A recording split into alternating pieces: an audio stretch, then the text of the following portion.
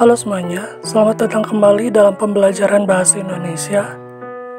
Kali ini kita akan membahas teks eksplanasi. Ya, jadi di kelas 8 ini ada materi yang disebut teks eksplanasi. Coba kita pelajari bersama-sama ya.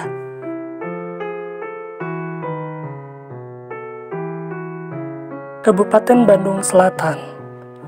Awal pemerintahan Kabupaten Bandung dimulai sejak Piagam Sultan Agung Mataram pada tanggal 20 April 1641. Tanggal tersebut kemudian ditetapkan sebagai hari jadi Kabupaten Bandung. Sebelum mencapai bentuk pemerintahan sekarang, Kabupaten Bandung mengalami perkembangan kekuasaan dari zaman ke zaman. Pada masa Kerajaan Pajajaran berkuasa, sekitar akhir abad ke-15 dan awal abad ke-16, di Tatar Priangan belum ada bentuk kabupaten. Hanya terdiri atas beberapa keprabuan. Istilah keprabuan diambil dari kata prabu yang berarti leluhur atau raja muda. Pada tahun 1575, yang berkuasa di daerah Pajajaran adalah pemerintahan Islam. Dilanjutkan pemerintahan Mataram dan pemerintahan Belanda. Saat Mataram berkuasa itulah, nama keprabuan diubah menjadi kabupaten. Berdasarkan piagam itu, Sultan Agung diangkat Tumenggung Wira Angun-Angun sebagai Bupati Bandung.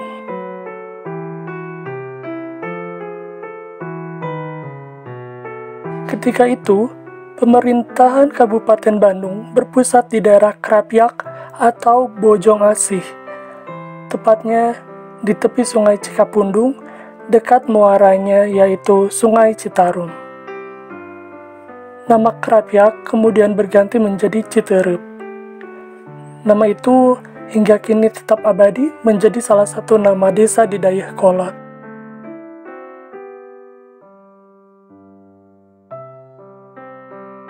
Pada masa Bupati Wiranatakusuma II, ibu kota Kabupaten Bandung dipindahkan dari Krapyak ke pinggir Sungai Cikapundung atau alun-alun Bandung yang sekarang.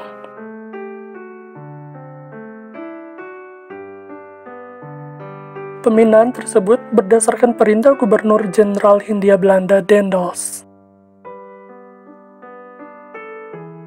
Peristiwa itu terjadi pada 25 Mei 1810. Alasan pemindahan tersebut akan memberikan prospek baik terhadap perkembangan wilayah itu. Pada saat itu, Daendels yang mendapat julukan Mas Galak tengah membuat jalan dari Anyer ke Panarukan. Kebetulan, jalur tersebut melewati Tatar Priangan atau kota Bandung pada saat sekarang ini.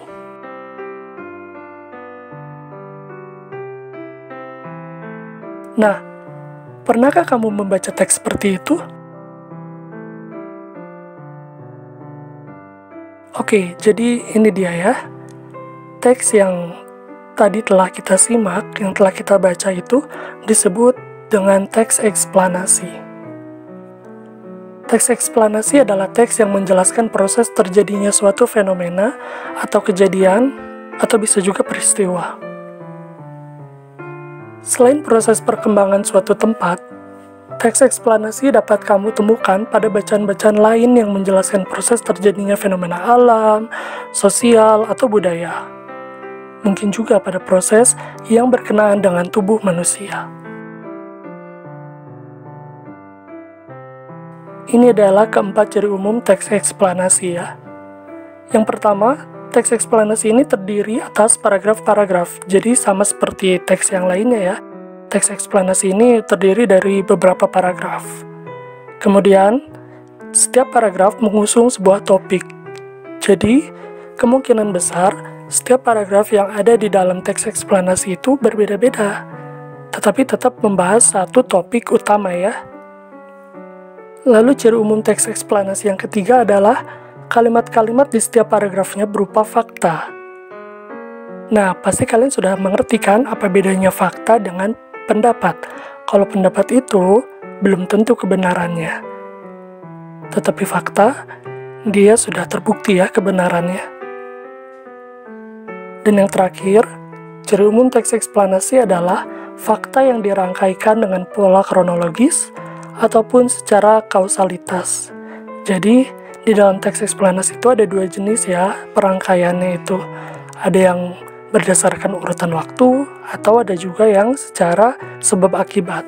Nanti kita akan pelajari bersama ya.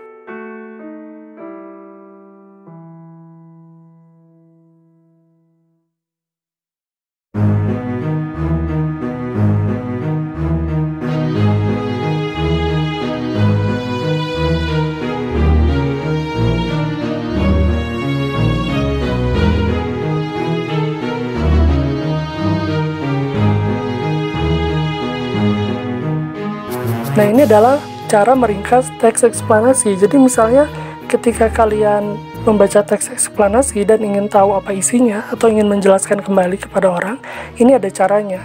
Yang pertama itu adalah menentukan gagasan umum. Gagasan umum atau biasa juga disebut dengan gagasan pokok atau ide pokok biasanya ada di awal atau di akhir paragraf. Jadi kalian tidak usah bingung ya. Gagasan umum itu biasanya ada di awal atau di akhir. Nah, ini adalah dua contoh paragraf ya. Ini bentuknya paragraf sebenarnya. Dan kita bisa menemukan gagasan-gagasan umumnya itu pada awal-awal paragrafnya. Silahkan kalian baca ya. Kemudian, setelah menentukan gagasan umum, langkah selanjutnya adalah memadukan gagasan umum. Nah, maksudnya adalah gagasan-gagasan umum yang telah kalian temukan di tiap paragrafnya, kalian rangkai, kalian padukan menggunakan bahasa kalian sendiri. Jadi penyampaiannya itu sesuai kehendak kalian.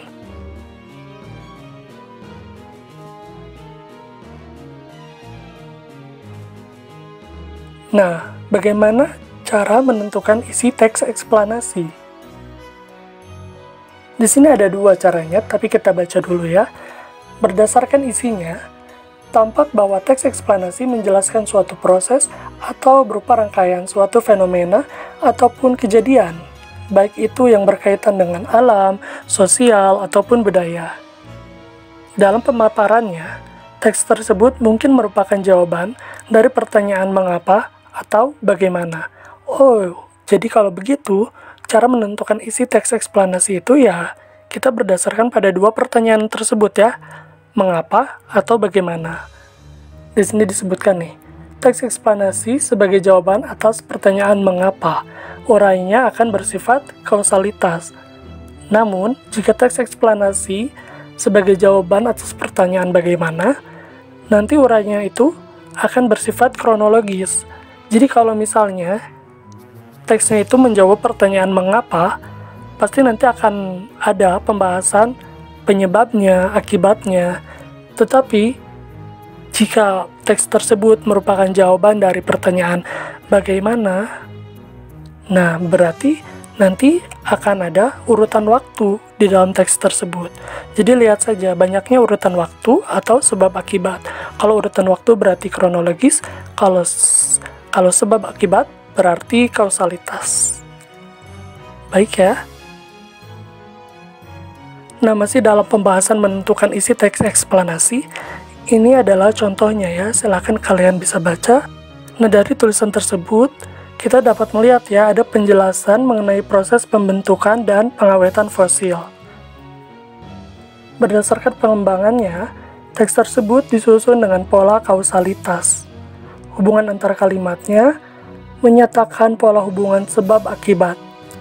Dengan demikian, cuplikan tersebut merupakan jawaban atas pertanyaan mengapa fosil itu bisa terawetkan.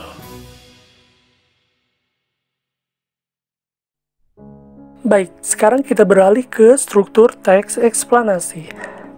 Strukturnya ada 3, sama ya seperti teks-teks pada umumnya. Yang paling awal biasanya disebut identifikasi fenomena. Pada bagian ini, penulis akan mengidentifikasi sesuatu yang diterangkannya. Hal itu bisa terkait dengan fenomena alam, sosial, budaya, atau fenomena lain. Kemudian ada rangkaian kejadian. Rangkaian kejadian ini adalah sebagai perincian atas kejadian yang relevan atau yang berhubungan dengan identifikasi fenomena. Bagian ini dapat disusun dengan pola kausalitas ataupun kronologis. Jadi yang kausalitas dan kronologis itu dapat ditemukan di rangkaian kejadian ya, bukan di identifikasi fenomena. Kemudian yang terakhir, ada ulasan, yaitu berupa komentar atau penilaian tentang konsekuensi atas kejadian yang dipaparkan sebelumnya. Nah, ini adalah contoh identifikasi fenomena ya. Awal pemerintahan Kabupaten Bandung dimulai sejak Piagam Sultan Agung Mataram pada 20 April 1641. Tanggal tersebut ditetapkan sebagai hari jadi Kabupaten Bandung. Kemudian, ini adalah contoh rangkaian kejadian. Teksnya bisa kalian baca sendiri ya.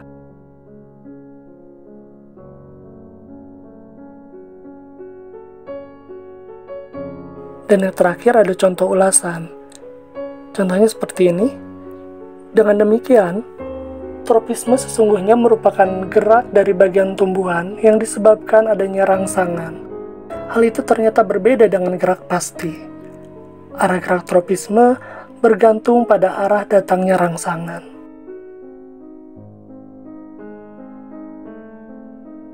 Masuk ke dalam pembahasan selanjutnya, yaitu kaidah kebahasan teks eksplanasi. Kaidahnya hanya ada 4 ya, kata teknis, konjungsi kronologis, kata benda yang merupakan jenis fenomena, kemudian yang terakhir adalah konjungsi kausalitas. Mari kita lihat pembahasannya satu persatu ya. Kata teknis, ini ada contohnya ya. Silahkan kalian dapat membacanya, tapi yang jelas, kata-kata yang bergaris bawah merupakan kata-kata teknis sektor usaha dan bidang ekonomi. Jadi jika kita sedang membahas mengenai usaha atau ekonomi, nanti kata-kata ini akan muncul. Berbeda lagi ketika kita sedang berbicara istilah kedokteran, nanti yang muncul adalah kata-kata di bidang kedokteran. Jadi bergantung pada pembahasannya ya. Lalu yang selanjutnya ada konjungsi kausalitas. Nah, di sini ada contoh paragrafnya, silahkan kalian baca sendiri, dan kata yang bergaris bawah adalah contoh kata-kata yang terdapat di dalam konjungsi kausalitas. Lalu ada kata benda yang merupakan jenis fenomena. Dalam teks ini, penulis biasanya menggunakan kata benda yang merujuk pada jenis fenomena, bukan pada kata ganti penceritanya. Nah, ini misalnya ada Kabupaten Bandung, burung, gerhana, kesenian daerah, dan perkembangan budaya Papua. Nanti kita bisa menemukannya lebih banyak lagi ya.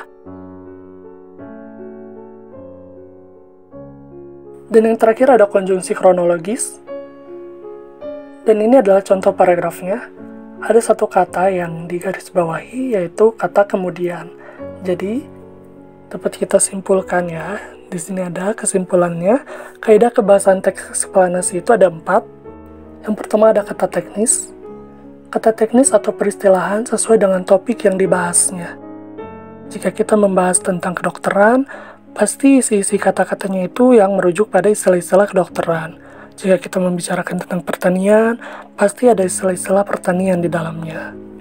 Kemudian, kita lanjut ke kata benda jenis fenomena, yaitu dengan menggunakan kata benda yang merujuk pada jenis fenomena, bukan pada kata ganti pencerita. Di sini tadi contoh-contohnya seperti Kabupaten Bandung, burung, gerhana, kesenian daerah, dan perkembangan budaya Papua. Kemudian ada konjungsi kausalitas, contoh katanya antara lain sebab, karena, oleh sebab itu, oleh karena itu, sehingga, ya, itu termasuk ke kausalitas. Berbeda dengan kronologis, yang merupakan urutan waktu. Nah, di sini ada contoh-contoh katanya, kemudian, lalu, setelah itu, dan pada akhirnya. Ini hanya beberapa contoh dari sekian banyak kata-kata yang biasa digunakan dalam teks eksplanasi. Bagaimana? Sekarang sudah kenal kan dengan teks eksplanasi? Jadi, pasti nanti kalian akan dengan mudahnya menemukan teks eksplanasi dalam kehidupan sehari-hari. Terima kasih ya, sudah belajar bahasa Indonesia bersama. Semoga bermanfaat. Sampai jumpa.